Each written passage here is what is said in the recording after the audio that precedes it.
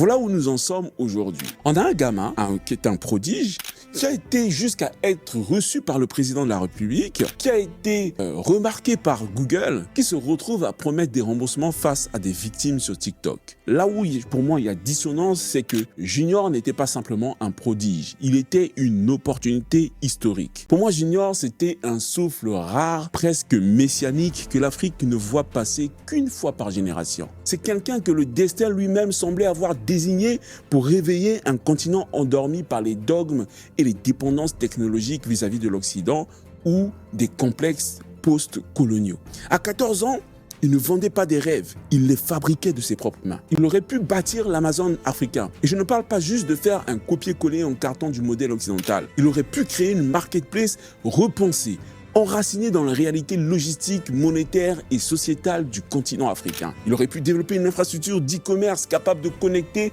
les artisans de Ouagadougou aux clients de Lagos. Plutôt que de devenir le Steve Jobs africain, Junior s'est laissé absorber par le simulacre, par la tentation de l'argent facile, par le storytelling sans substance, par des Rolex posés sur des espoirs volés. Il a troqué le microprocesseur contre les micro-vidéos, les prototypes contre les promesses, la valeur réelle contre la valeur perçue.